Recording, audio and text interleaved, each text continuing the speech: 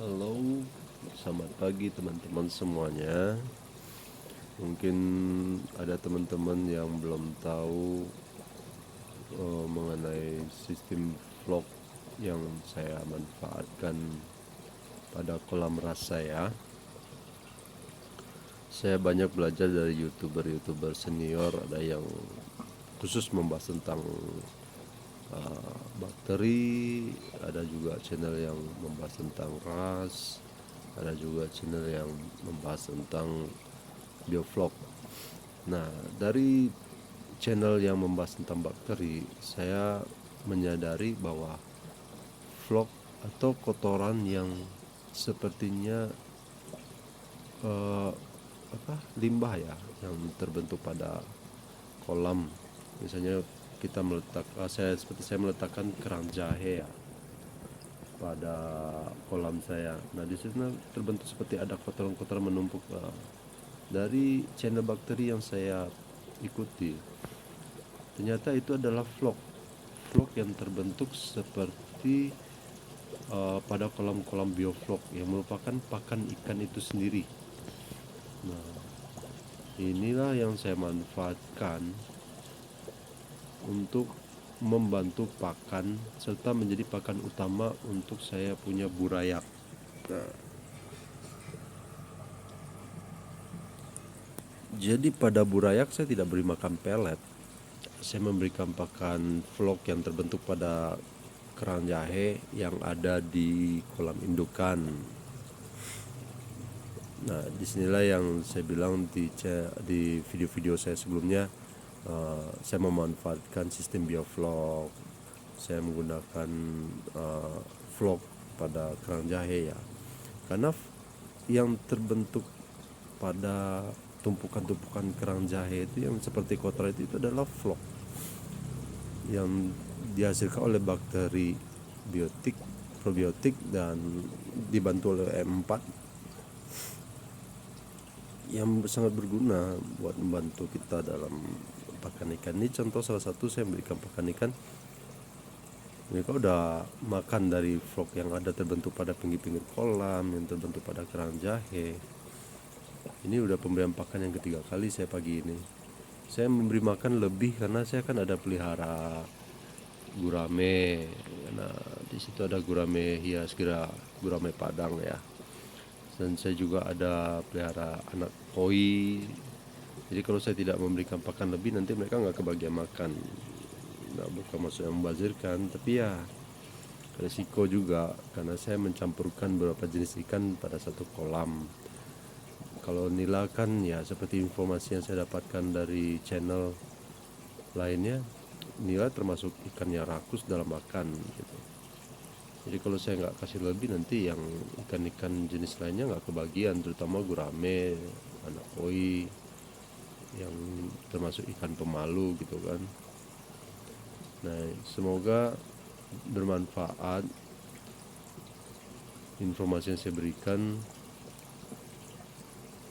Semoga teman-teman yang juga membudidayakan sistem ras mungkin bisa coba menggunakan kerang jahe. Selain dia sebagai penstabil pH untuk kolam kita, dia juga bisa membantu kita membentuk vlog pada kolam kita, sehingga dapat membantu pakan untuk ikan itu sendiri yang ada di kolam gitu.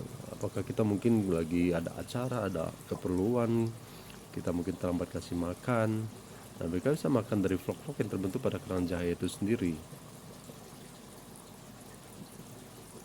Memang saya udah cukup lama ya belajar tentang ikan. Mungkin ya saya tertarik sekitar 1 tahun yang lalu untuk pelihara ikan di kolam, terutama ikan konsumsi ya.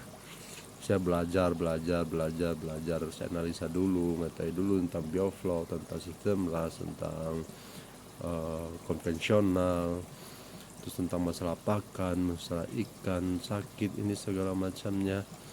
Karena saya orangnya sifatnya belajar dulu, pahami dulu, mengerti dulu, baru melakukan uji coba kecil-kecilan. Pertama kali saya coba itu pakai galon, gagal karena ternyata masalah aerasi masalah tentang oksigen saya belum menguasai ternyata. Kemudian saya uji coba lagi pakai galon kedua, berhasil karena saya menggunakan aerasi yang bagus, saya menggunakan bakteri yang benar. Nah, kemudian baru berani saya coba ke kolam yang kecil. Nah, ini kolam kecil pertama saya nih. Kolam ukuran 120 ke tingginya, airnya cuma 25.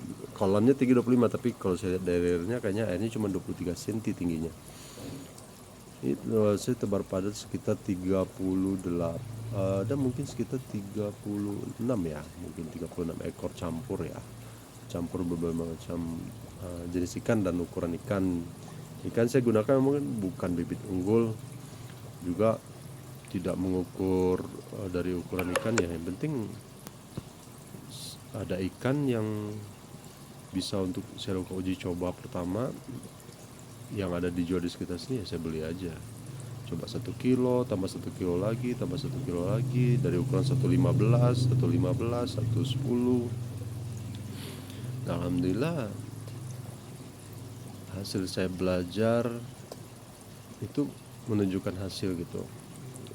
Ya, makanya pada teman-teman yang mungkin baru punya minat, yang ingin, ya saya sarankan belajar dulu deh, karena itu sangat berpengaruh ya. Pahami dulu pertama tentang aerasi, tentang oksigen. Kedua, belajar tentang kuasa atau sebenarnya tentang masalah air, pH air, terus masalah pH, GH yang lain-lainnya itu banyak itu tuh. Kemudian belajar tentang bakteri yang bermanfaat untuk ikan, yang bisa membantu kita membentuk vlog atau menghancurkan kotoran-kotoran pada kolam, yang bisa mengurangi amoniak yang ada pada kolam. Nah, kemudian belajar tentang pakan, mengenai protein, mengenai banyak lagi deh. Kalau masalah pakan itu lumayan sih, ada mengenai takaran pakannya segala macamnya, terus menghitung amoniak yang dihasilkan dari pakan. Terus kalau teman-teman mau menggunakan sistem RAS, belajar tentang filter, ada filter mekanis, ada filter biologis, ada filter kimia, mengenai belajar tentang pompa, ukuran pipa, saluran-saluran lainnya. Banyak yang harus dipelajari. Mungkin seperti rumit, tapi kalau kita punya minat, pasti senang-senang aja ngejalaninnya, walaupun kelihatan susah. Hasilnya saya punya burayak tuh.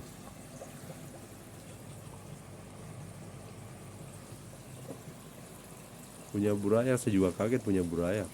Jam 7 pagi saya lihat, di kolamku ada anak ikannya. Itu pun ya terjadi karena secara ketidaksengajaan, karena ketidakketahuan saya gitu. Memang awalnya saya tahu nih ikan ada lagi mengerami telur, saya kiranya gitunya. Terus saya kuras air dong, kuras air biasa, karena saya lihat airnya kayaknya harus ganti nih. Saya merasa mungkin airnya udah kurang bagus, karena ada mungkin kesalahan saya di filter mekanis ya. Ketika saya ganti air lebih dari 50%, si induk itu tiba-tiba keluarin anak. Si burayak keluar. Wah, jam 7 pagi itu saya ngurus burayak, takut dimakan sama yang lainnya. Memang ada beberapa ekor yang dimakan sama ikan indukan lainnya. Nah, itu karena kekurangan ilmu saya mengenai tentang pemijahan ikan ya. Ternyata ngaruh ketika kita ganti air. Kalau ganti air terlalu banyak, mungkin si indukan takut mungkin nih airnya mau habis atau mau apa gitu. Mungkin dari sistem pengamanan mereka sendiri, yaudah ini mending anak gue lepasin biar hidup gitu ya di air dangkal gitu. Maka dia otomatis ngelepasin si anak-anak burayak gitu. Nah, itu karena ketidakketahuan saya, salah satu kekurangan saya gitu ya. Masih banyak lagi kekurangan saya, masih belum diketahui sama saya gitu. Ini salah satunya yang ketebak sama saya. Terus juga masalah filter mekanis, saya masih kekurangan jaring nelayan. Masalah UV juga, tentang sterilisasi air, pengurangan penyebaran penyakit, bibit-bibit penyakit, gangga yang lainnya menggunakan UV. Kita harus mau mengembangkan diri kalau ingin sukses dalam peternakan ikan konsumsi. Ya bisa pengaruh juga buat yang hobi ikan hias gitu. Nanti kalau teman-teman penasaran channel-channel yang saya ikutin untuk belajar ini, kasih komentar, nanti saya kasih tahu channel yang sangat bermanfaat. Saya sangat berpanduan pada 3 channel ini. Hanya 3 channel ini sangat luar biasa sekali. Semoga bermanfaat. Jangan lupa like and subscribe. Goodbye.